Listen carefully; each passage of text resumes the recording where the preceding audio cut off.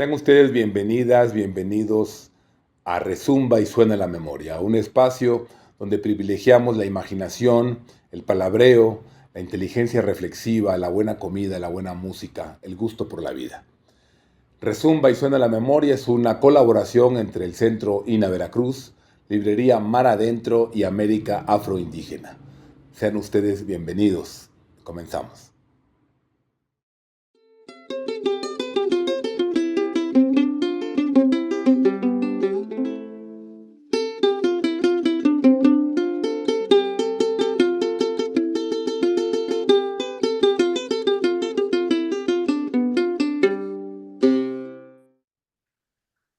Hola, ¿cómo están? Me da mucho gusto saludarles en esta emisión de Rezumba y Suena la Memoria, este espacio donde nos gusta cultivar la palabra, conversar con personas sensibles, inteligentes, reflexivas.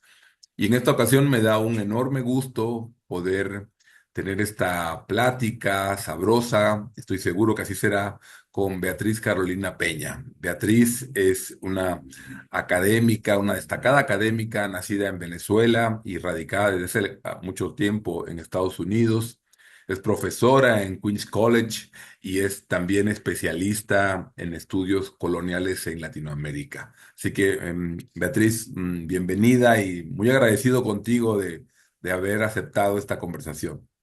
Muchísimas gracias, Álvaro. Gracias a ti por la invitación, por la acogida, por la idea de conversar sobre este libro y por tu interés también en el libro, por supuesto. Muchísimas gracias. Beatriz es autora, una prolija autora de libros. Quisiera solo mencionar algunos de ellos, todos ellos premiados, galardonados. 26 años de esclavitud, Juan Miranda y otros negros españoles en la Nueva York colonial, publicado en Bogotá por la Universidad del Rosario en el 2021.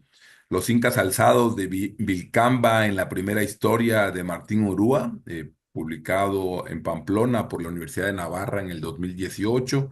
Y Fray Diego de Ocaña, Olvido, Mentira y Memoria, también publicado en Alicante, Universidad de Alicante, en el 2016. Y el tema que nos convoca hoy es la aparición de este magnífico libro. eh, ¿Verdad? Que lleva por título Manuel Jala o Shala, un afrocampechano ataca la esclavitud en la Boston colonial, que es de este año, del 2024, y que es un libro fantástico. Y antes de empezar directamente a conversar sobre tu libro, yo quería preguntarte, Beatriz, Sí, miraba tu reseña curricular y veía que tienes una formación en estudios literarios, ¿verdad? Pero vemos sí. también en tu producción, pues, que estás de lleno también en la práctica historiográfica. ¿Cómo te convertiste cómo te surgió esta idea de dedicarte a los estudios de literaturas y luego cómo fue el tránsito a la historia o tránsito complemento, ¿verdad? Sería más adecuado. Sí, en cierta manera es un complemento. Bueno, siempre digo que yo entré a la historia por la puerta de atrás, porque no tengo una formación formal como historiadora.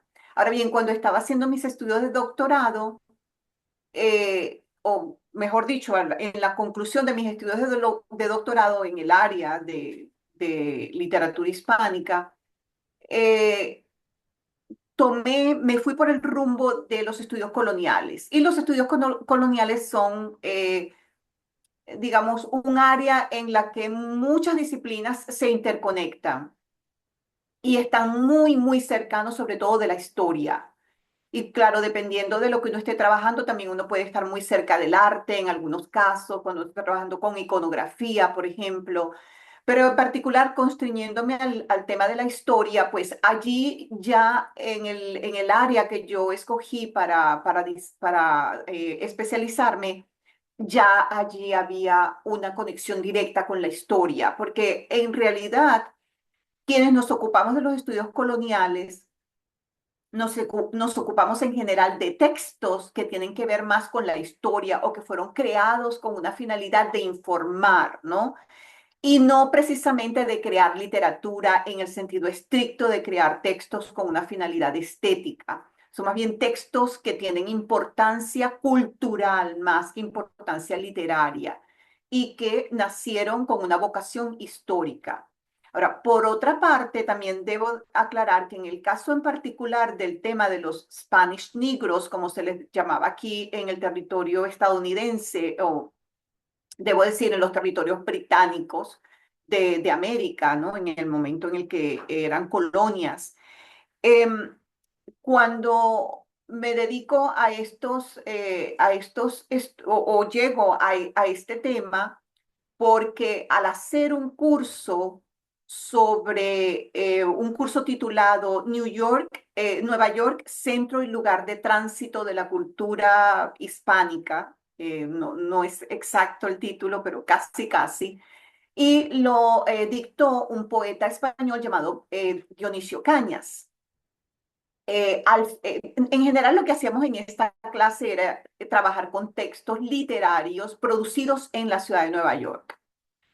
Pero al final del curso, él me dio a mí, Dionisio Cañas me dio a mí una asignación muy particular y se trataba de investigar sobre unos Spanish negros o negros españoles, entre comillas, que habían estado en Nueva York en el siglo XVIII, era la información que tenía. Y me puse a investigar. Y es así entonces como comienzo con el tema de los negros españoles, entre comillas, nuevamente, que básicamente se trataba de personas venidas de las colonias hispánicas que eran hispanoparlantes y que eran, digamos, súbditos del rey español y que al llegar aquí a Estados Unidos, que los traían me corrijo, a los territorios británicos de América, entonces los esclavizaban por no ser blancos, ¿no? Se trataba de eso. Y así es como llego entonces a este tema, que además quise estudiar más cuando estaba haciendo mis estudios doctorales, hice un trabajo final para mi curso sobre el tema y luego quedé tan inspirada por el tema que hubiera querido hacer mi tesis sobre el tema, pero no podía porque digamos que la documentación no tenía nada que ver con, digamos, con lo que yo estaba haciendo en ese momento. Así que tuve que irme por otro sendero, que además es un sendero muy fructífero, ¿no? Que fue el estudiar la relación de viaje de Fray Diego de Ocaña. Pero ya cuando saqué un libro en el 2018, ya en ese momento dije, es momento de que me ponga ya con el tema de los Spanish Negros, que lo llevaba en la memoria, ¿no? Por años y años y años. Y en ese momento me puse entonces ya a realizar investigaciones de archivo. Y es así como entonces ahora llego realmente a lo que es estrictamente historia, que es donde estoy ubicada ahorita, con una gran pasión, aunque no tenga el doctorado en historia, ¿no? Pero tengo una gran pasión.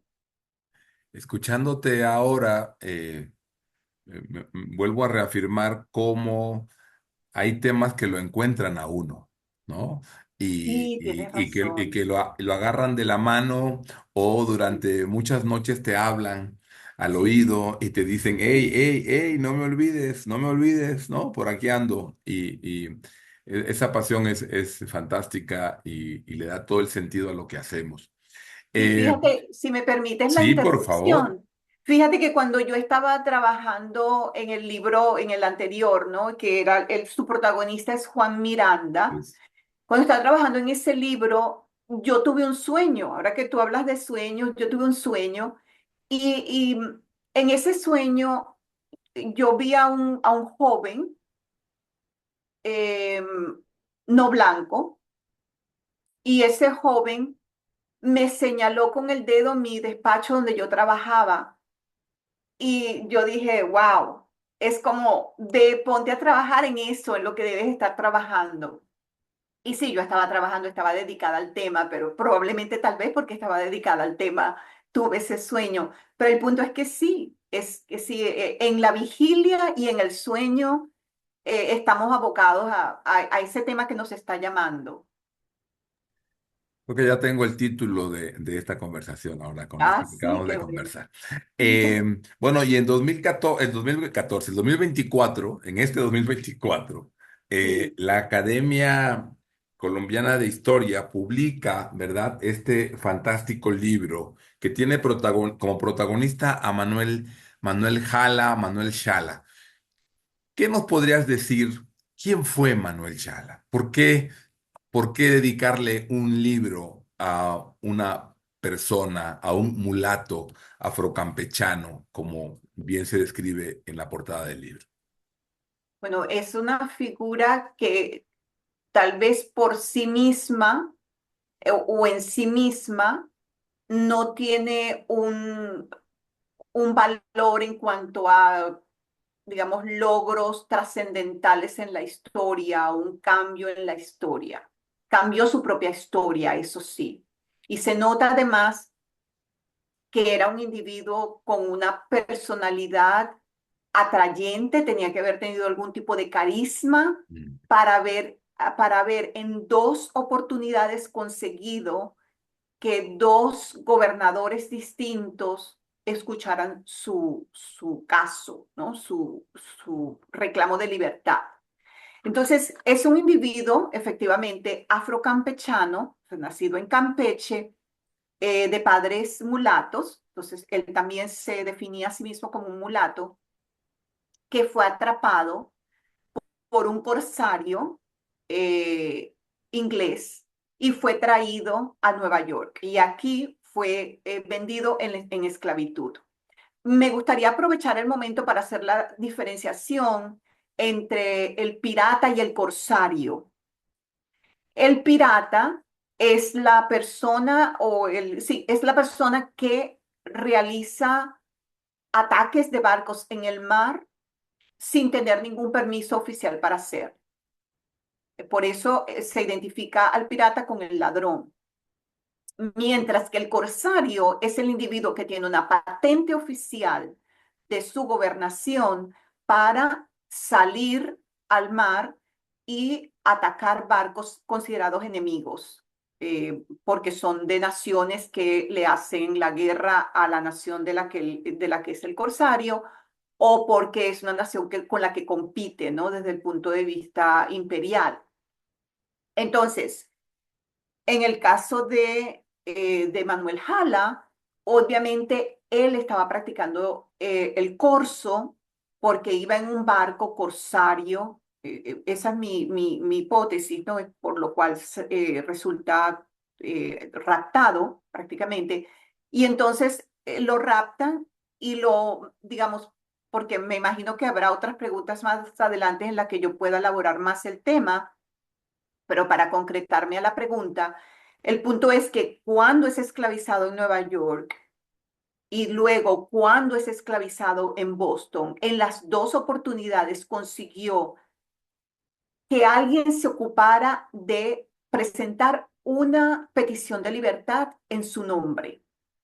Siendo un individuo hispanoparlante, con cierto conocimiento del inglés, por supuesto, ya después de algunos años, es extraordinario que haya conseguido personas que lo ayudaran, y más en las situaciones precarias en las que se encontraba. Entonces, si no es un individuo que realiza un cambio drástico en la historia, sí es un individuo con una gran fuerza interior, con una gran energía, con una gran determinación, con astucia, inteligencia, que busca la manera de salir del atolladero en el que se encuentra, que es el atolladero negro de la esclavitud, y lo consigue en dos oportunidades con el agregado, y aquí viene el otro elemento extraordinario de Manuel Jala, es que consigue una persona en Boston que le realiza un petitorio de libertad que es un documento único, un documento pionero, un documento del temprano siglo XVIII,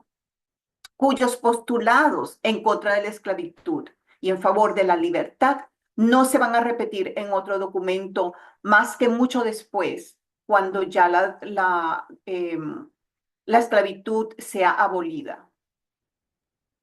Déjame poner un poco en contexto y compartirte también la recepción que tengo de tu trabajo, ¿no? Sí, Como tú bien sabes, México es un país que solo de manera muy reciente ha venido reconociendo su importante y significativa herencia africana, realmente en plural, herencias africanas, ¿verdad? sí, Solo hasta el agosto del 2019, en la Constitución, se reconoció el aporte de la población afromexicana a la condición pluricultural diversa de este país, ¿no? Y en este contexto resulta muy importante para quienes estamos interesados en estos asuntos y temas, es dar a conocer historias sí, de personas afromexicanas, también llamadas afrodescendientes, que muestren y esto que en tu libro aparece, que tiene que ver con la capacidad de agencia, la capacidad, ¿verdad?, de ser sujetos, ¿verdad?, actores, protagonistas de su propia historia y sí, no como un discurso colonial, eh, en muchos casos también racista, ¿verdad? O también desde un corte nacionalista ha sido negar, digamos, la actuación. Y la historia el pensar en un afrocampechano que además está mulato, que anda en las costas, ¿verdad? De la bahía de Campeche y que luego va a parar, ¿verdad? Es sorprendente y de ahí viene lo fantástico de este libro que tú nos compartes, ¿no? Porque nos muestras esto la capacidad de agencia que tantas veces ha sido negada a la gente ordinaria, a las clases subalternas, etcétera, ¿no? Entonces, para mí es una de las cosas que más me atrapó de este libro y quiero no dejar de mencionar el enorme agradecimiento que tengo con mi amigo y colega Pablo Sierra, que fue quien nos envió un correo diciendo, pilas, pilas, que acaba de aparecer este libro y hay que leerlo. Entonces, a Pablo Sierra, muy agradecido por ponernos en contacto, ponerme en contacto con tu trabajo. Pero esta Gracias, historia Pablo, bien de mi parte. gracias, Pablo, pero esta historia es fantástica, ¿no?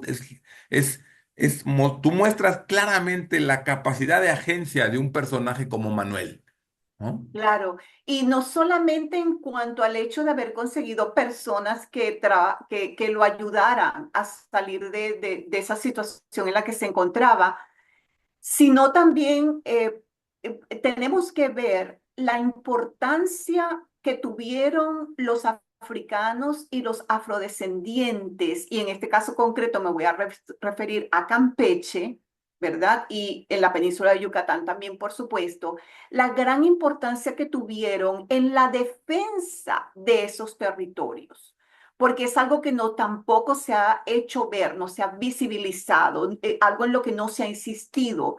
Al contrario, para yo explicar, por ejemplo, en el libro anterior, en 26 años de esclavitud, en la historia de Juan Miranda, para yo explicar allí cómo Juan Miranda llega a un barco corsario, tuve que hacer diversas lecturas y reflexiones porque no encontré digamos, un texto que me dijera de plano, de lleno, los afrodescendientes contribuyeron en un alto grado con las campañas corsarias de los españoles.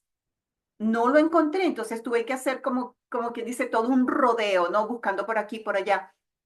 Incluso tal vez lo más fuerte que encontré, la evidencia más gráfica que encontré fue un artículo de periódico de aquí de Nueva York del siglo XVIII, donde decía que un barco había atrapado, un barco inglés había atrapado un barco hispánico y que en él había un número elevado, en este momento no recuerdo el número, pero era un número elevado de personas africanas y afrodescendientes que estaban allí en el barco como parte de la tripulación.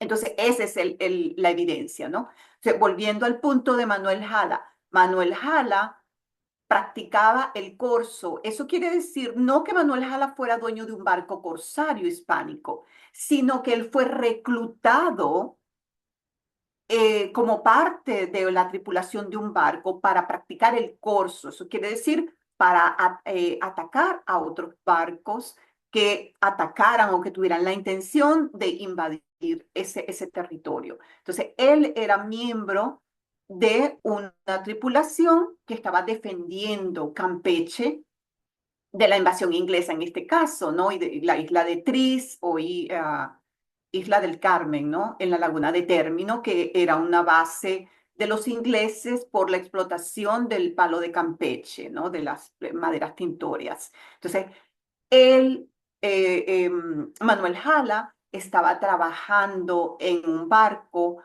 conjuntamente con otros, obviamente, con otras personas que no eran blancas, para defender ese territorio. Y eso es algo que se ha dicho muy poco. El, el, la, la gran participación de los africanos y de los afrodescendientes en las defensas de las costas y también en la práctica del corso mar adentro. Y eso está, digamos, es evidente en la documentación que yo he encontrado aquí en Estados Unidos, tanto en los archivos de Nueva York como en ese archivo de Boston. Es obvio, menos documentación en Boston.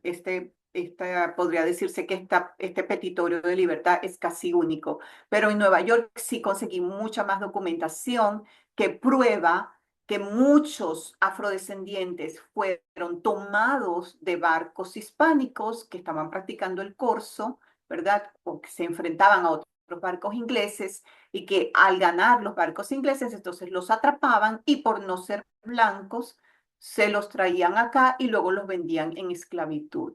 Pero eso no se puede dar si no pensamos que estas personas estaban participando activamente en la defensa de esos territorios costeros que eran colonias hispánicas, no solamente en lo que hoy es México, sino también en las Antillas Mayores y por supuesto en las costas de Colombia. De hecho, Juan Miranda es de Cartagena. En las costas de Venezuela, tengo un par de casos también de venezolanos que fueron atrapados a mediados del siglo XVIII, durante la guerra de la oreja de Jenkins, ¿no? En 1739-1748.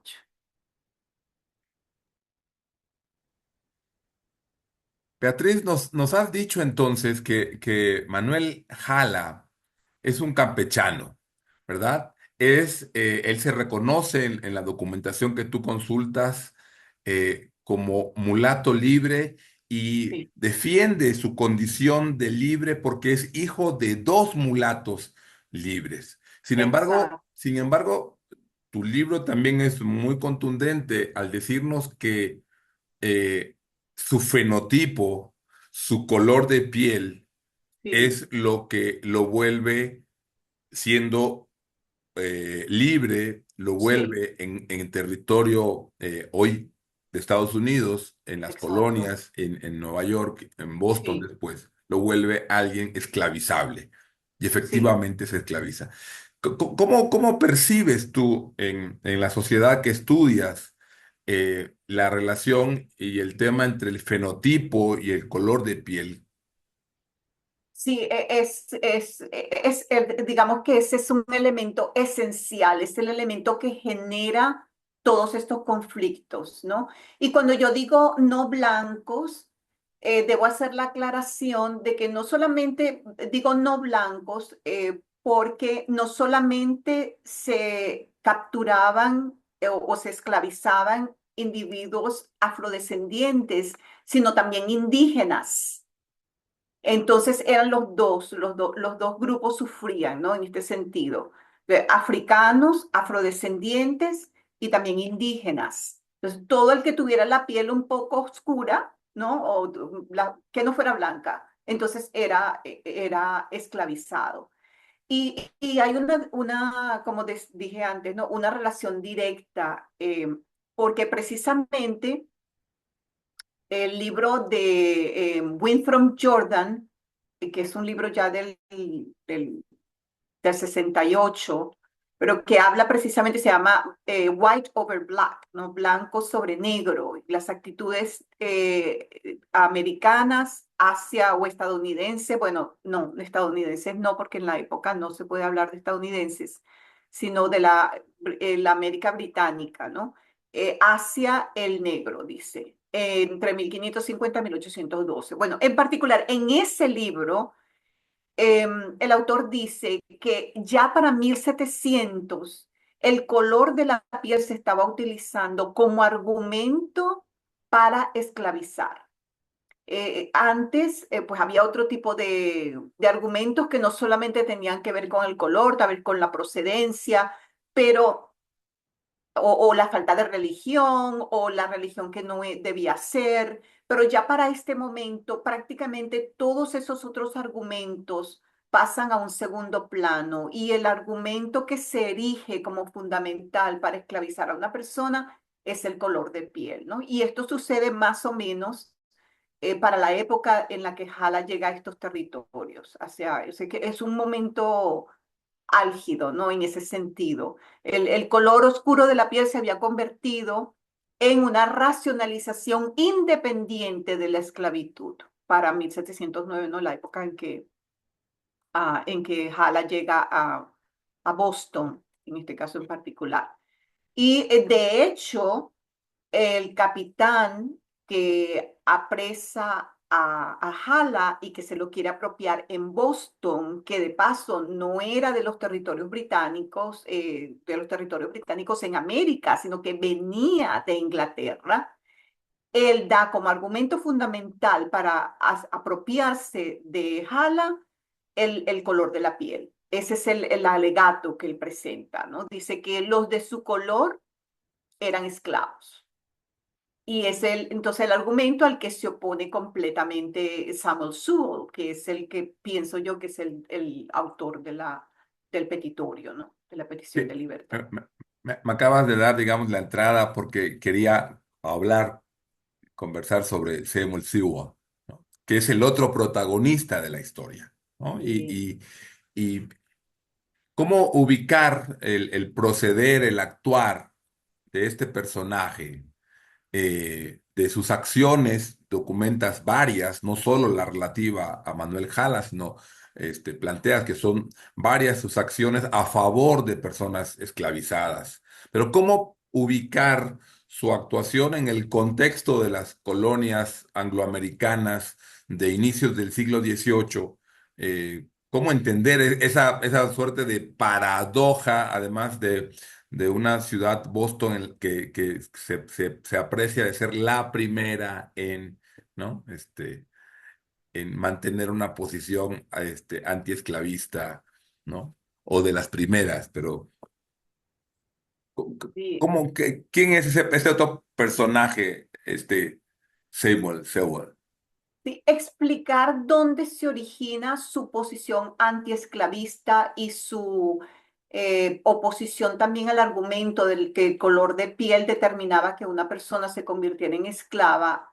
Explicar el origen de eso es muy difícil porque él no deja en su diario, y tiene un diario que al transcribirse se ha convertido en un diario de dos volúmenes, ¿no? Tenemos dos volúmenes del diario de Samuel Sewell, documentando su vida, digamos, los aconteceres más importantes de su vida cotidiana.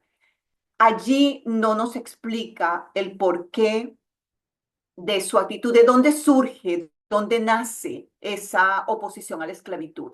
Lo que sí podemos decir es que es una actitud completamente original en el momento, en el contexto en el que se halla, excepcional y además activa, ¿no? Activa en el sentido de que no tiene una posición antiesclavista y y en contra de la trata de la esclavitud, sino que además se pronuncia sobre ella de una manera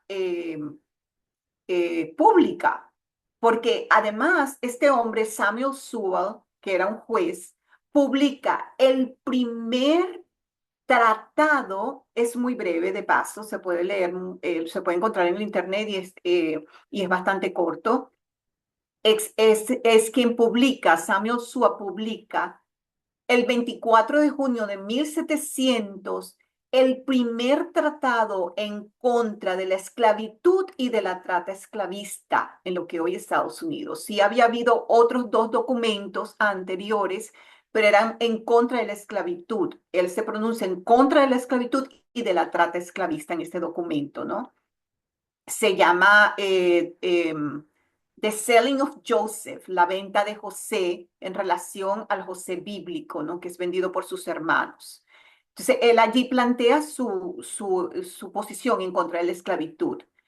Y eso es lo que invita más adelante, 9 años más tarde, probablemente a Andrew Mansfield, un hombre que sabía de la condición libre de Hala y quien decide ayudarlo. Seguramente fue él el que fue a la casa de Samuel Sewall a decirle, mire, hay un joven hispánico o español, como se decía en la época, por venir de las colonias hispánicas, que va a ser venido, o está siendo esclavizado, y este capitán, Matthew Tate, que es o Tate, Matthew Tate o Tate, inglés, lo va a vender y es quien va. Pero ¿por qué acude a Samuel Sewall? Porque sabe que Samuel Sewall ha creado este documento, ¿no? Lo ha publicado y ha recibido muchísimos, recibió por supuesto muchos ataques por haberlo hecho, pese a la estatura que tenía en esa comunidad. Lo otro que pudo haberle creado una sensibilidad particular por lo menos a personas que estuvieran en una situación de vida o muerte o una situación límite de peligro, de riesgo personal, puede haber sido que participó como juez en los juicios por brujería en Salem, ¿no? Aproximadamente unos 20 años antes de que esto sucediera. De eso se arrepintió y es el único de los jueces, que fueron varios, que participaron en los juicios de brujería, es el único que de una manera pública se levantó en la iglesia puritana a la que pertenecía en Boston, y allí declaró su culpa, porque además, después de los juicios por brujería, se le murieron varios hijos y él interpretó que esas desgracias personales que tuvo venían de haber participado en esos juicios por brujería en los que se había eh, condenado a muerte a personas inocentes, ¿no? En el momento se dejó arrastrar por la situación. Pero eso le daría, pienso yo, una posición, por lo menos de sensibilidad especial, ¿no? Lo otro, claro, obviamente, si uno analiza el documento, las lecturas que él había hecho, pero esas lecturas las habían hecho otros hombres cultos de su tiempo también y no habían tenido el mismo impacto, y ninguno de ellos eh, asumió la causa de ninguna persona esclavizada.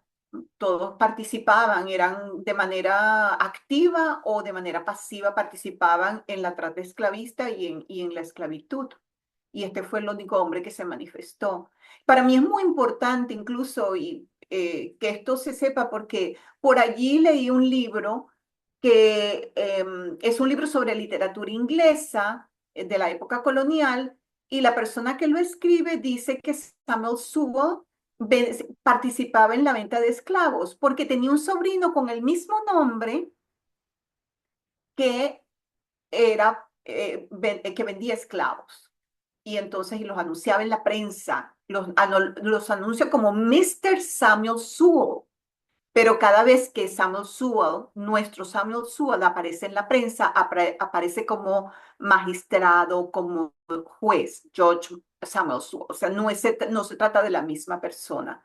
De hecho, 5 años antes de morir, en una carta, él dijo siempre he estado opuesto a la esclavitud. Sí, lo que es interesante de este personaje es su excepcionalidad, porque justo Sí, iba yo al tema del sobrino, ¿no? Es decir, sí, el sobrino eh, digamos, tenía una posición sobre la esclavitud, ¿verdad? Que era contraria al tío, al magistrado, ¿no? A Seymour Sewall, que es este otro coprotagonista de tu historia, ¿no? Eh, Quisiera, digamos, un poco para irnos acercando al final, Sí, decirles a quienes nos estén viendo que estamos ante un libro delicioso, con una gracias. escritura gozosa. Yo el libro lo tuve que interrumpir, pero lo leí en 2 días, ¿no? Tuve que interrumpir. Ahí también quiero aprovechar para agradecerle a mi querido colega Rafa Castañeda, que andaba en Bogotá y que fue a Rafa Castañeda, investigador de la UNAM y amplio conocedor también de temas de afrodescendencia en México, quien fue quien estando en Bogotá, se tomó el tiempo de ir a conseguir el libro y de encargo de varios colegas además, ¿no? Bueno, gracias, Eh, Rafa. Rafa también, gracias. Porque él también tiene que ver con esta historia igual que Pablo. Y yo quería preguntarte, eh, ¿qué aprendió Beatriz Carolina de hacer este libro?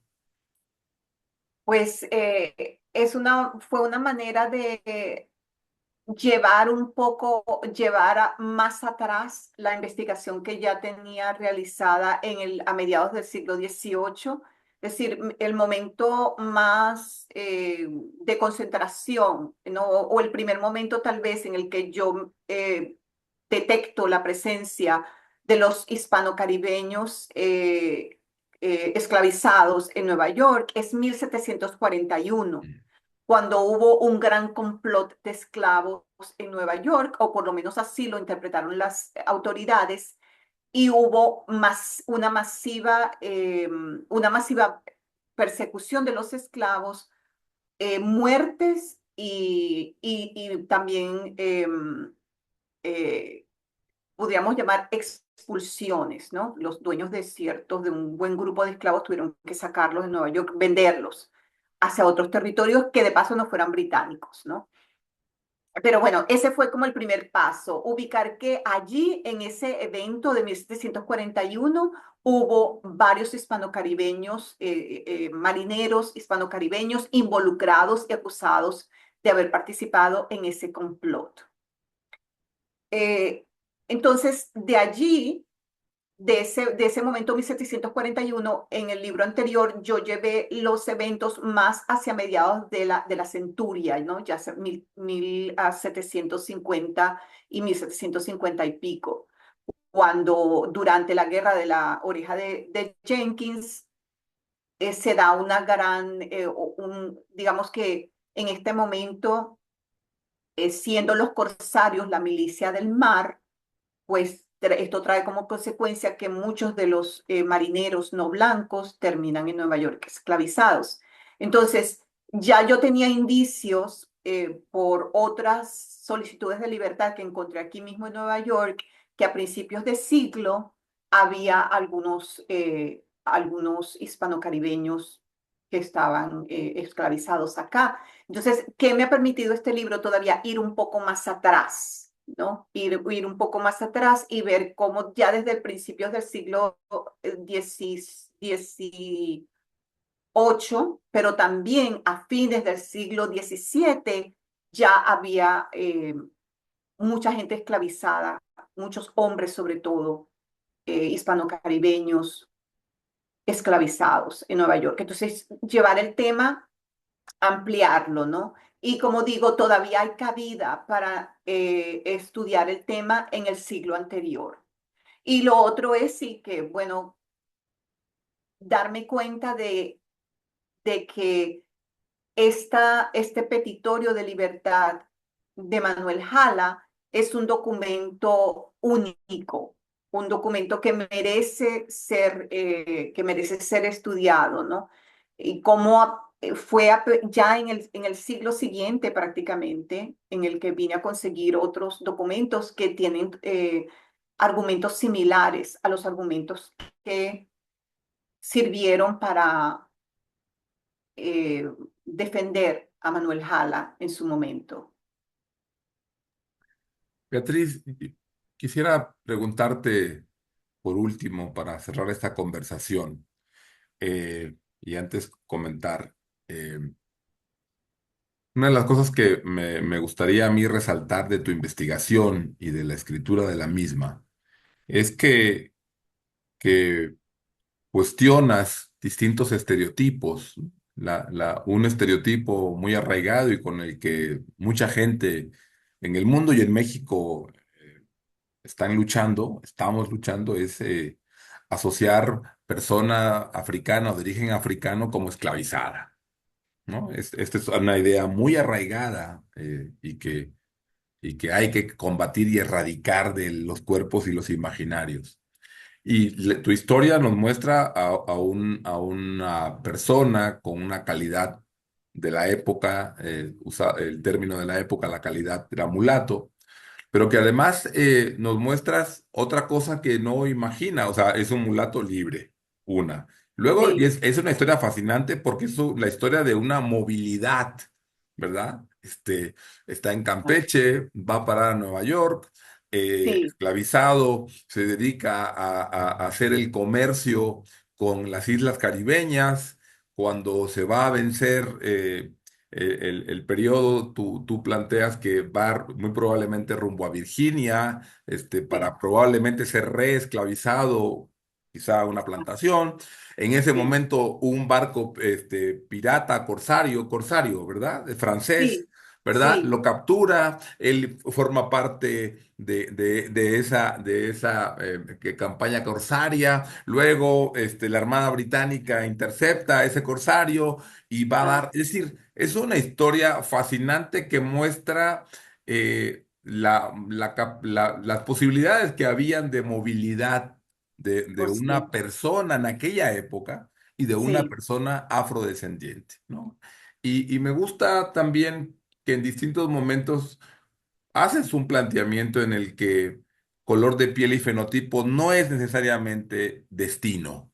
Y insisto, planteas en la capacidad de agencia sí, no solo de Manuel Jala, sino precisamente hablas de otros afrodescendientes de la época que tú has estudiado en otros trabajos. Yo sí. quisiera preguntarte, ¿qué podemos aprender? ¿Qué tiene que decirnos una historia como Manuel Jala al mundo que nos toca vivir hoy en el 2024? Es decir, la contemporaneidad de la historia, ¿no? Sí, Manuel Jala y muchos como él que fueron esclavizados aquí en Nueva York eran hombres libres. Ellos lo dicen en la documentación, lo expresan en la documentación.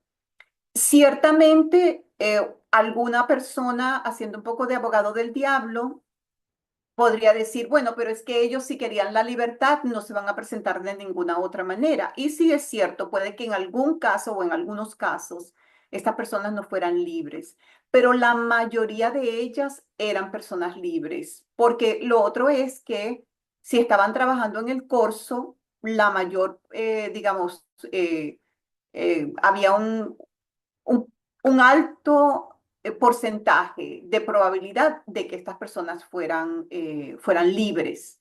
Y ciertamente también los corsarios necesitaban hombres.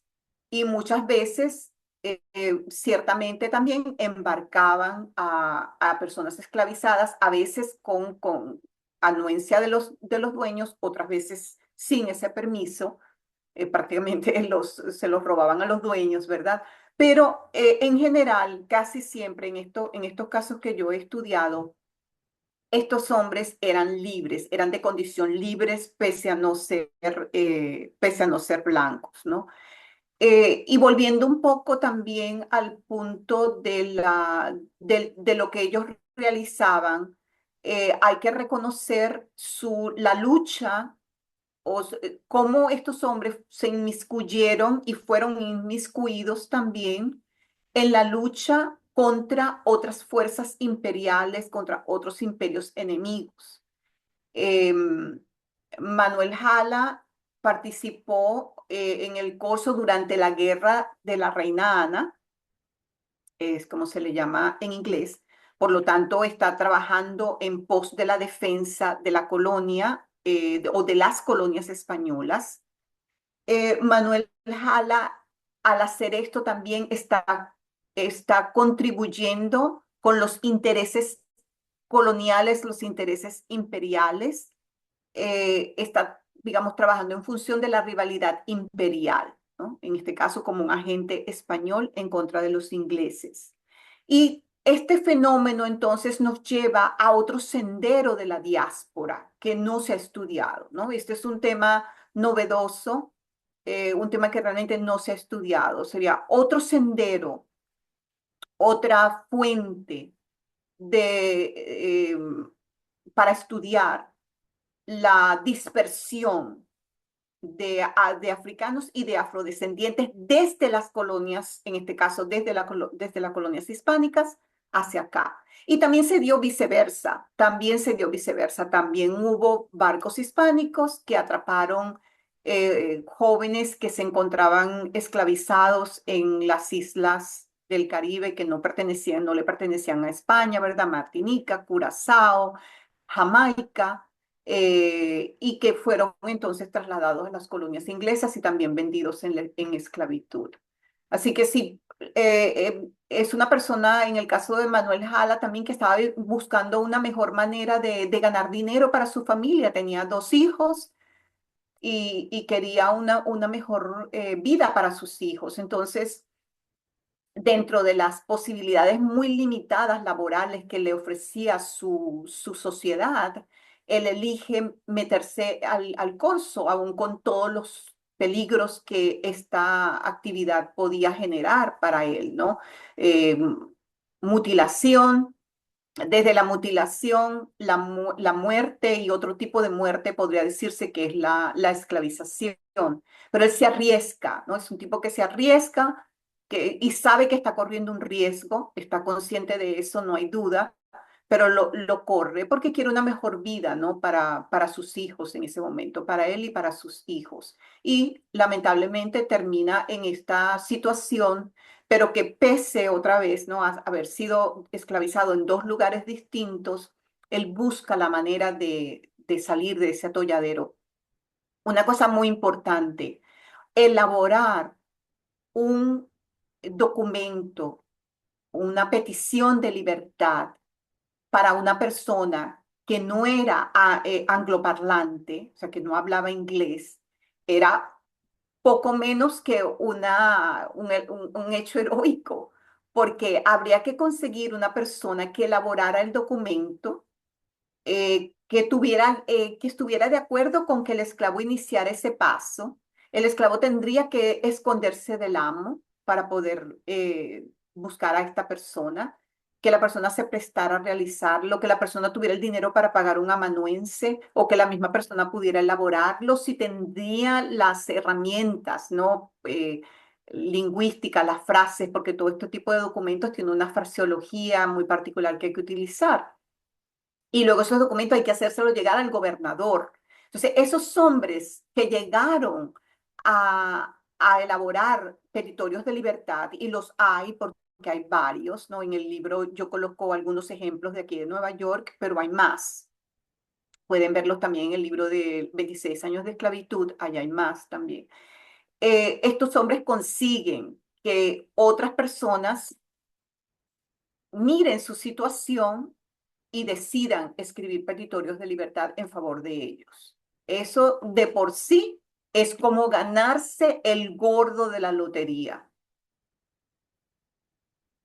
Es toda una hazaña y estamos muy agradecidos contigo por este libro que nos compartes, Beatriz. Recomendar Gracias a ti por la mucho, atención, por el recomendar mucho su interés. lectura. Esta es la portada y yo quisiera cerrar con una pregunta. En realidad son dos.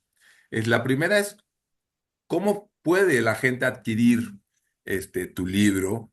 Este, Porque es un tema muy práctico, pero a veces Sí, el tema de la distribución. ¿Cómo sí. puede adquirir tu libro? ¿Cómo se puede adquirir tu libro? Pues este libro fue publicado por la Academia Colombiana de Historia. Entonces, para las personas que están en Colombia, pues pueden comprarlo a través de las librerías de Bogotá. Pero para a quienes les gusta, por ejemplo, leer en pantalla, pueden comprarlo. Hay un enlace a la librería Siglo. Ah, Por cierto, hay un pequeño video que está allí en internet y en la base está el enlace a la librería Siglo, eh, que es de Colombia también. Ahí se puede comprar en línea. Pero también he visto que hay por lo menos dos o tres lugares de Europa, ujú, algunas, sí, creo que una es de Switzerland, me parece. mm, En fin, hay como dos librerías también en línea en las que se puede comprar otra vez, ¿no? Como ebook, como libro ok, electrónico. ok. Sí, digamos que copias así impresas, parece que Colombia. En Y claro, Bogotá. sí, exacto, Bogotá. Es que Mm, estas instituciones tampoco tienen fondos para, ¿sabes? De claro. distribución. Y al mismo tiempo les estamos tan agradecidas que hagan posible, ¿verdad? Que trabajos como el tuyo se conozcan y se difundan. Gracias. Beatriz, y con esta nos... Ajá, dime. No, no, en ese sentido quería reconocerle al Roberto Lleras Pérez, que en ese momento era el director de publicaciones, quien Mm. se interesó por publicar este libro. De verdad que le estoy muy agradecida. Una pregunta que le aparece a un lector como el que te habla es, ¿cómo surge la portada?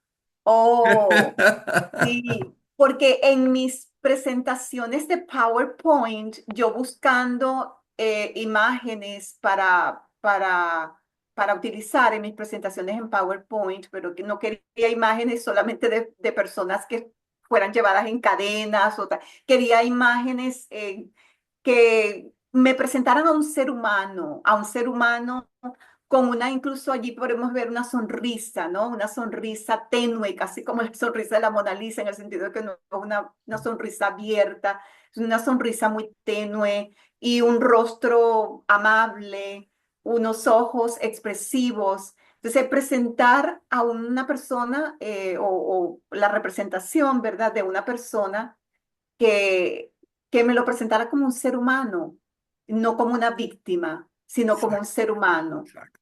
Y entonces ahí, bueno, encontré este pintor específicamente, que es un pintor inglés, tiene dos imágenes y esta me gustó mucho desde hace bastante tiempo, es de John Singleton Copley.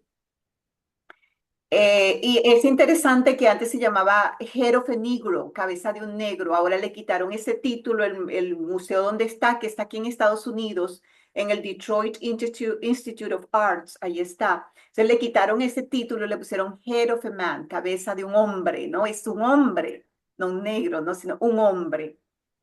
Lo humanizaron y lo desclasificaron, ¿no? Es cabeza de un hombre. Y entonces, de las dos pinturas que conozco, me gustó esta, mucho más por la edad también, ¿no? El otro también es un individuo joven, la representación de un individuo joven, pero este en particular, no sé, me pareció que se parecía a Manuel Jala. Beatriz Carolina Peña, me da muchísimo gusto haber conversado contigo. Te agradezco profundamente tu generosidad para para estar aquí en este espacio de Rezumba y Suena la Memoria. Y son precisamente historias como la de Manuel Jala que nos cuentas, las que queremos impulsar para que engorden, complejicen y cuestionen la manera en que hemos ido construyendo nuestras memorias. Así que muchas gracias por... Gracias a ti y ojalá que Manuel Jala retumbe y resumbe, tomando el título bello título de tu programa. Ojalá que retumbe y resumbe, porque creo que su historia vale la pena contarla, su historia vale la pena conocerla y saber que, bueno, darnos la oportunidad de saber que no todo el mundo tenía o sea, no había una mentalidad uniforme, había una mentalidad mayoritaria, pero no había una mentalidad uniforme y siempre había personas que podían tener independencia de pensamiento, de mentalidad y de alguna manera oponerse al horror que los rodeaba. Gracias a ti, Álvaro, gracias. Te quedo muy agradecida por el interés en el libro, por el entusiasmo, la pasión por el tema. Y nada, el agradecimiento es mío verdaderamente y el placer también ha sido mío. Gracias mil. Muchas gracias y nos vemos en la próxima. Perfecto.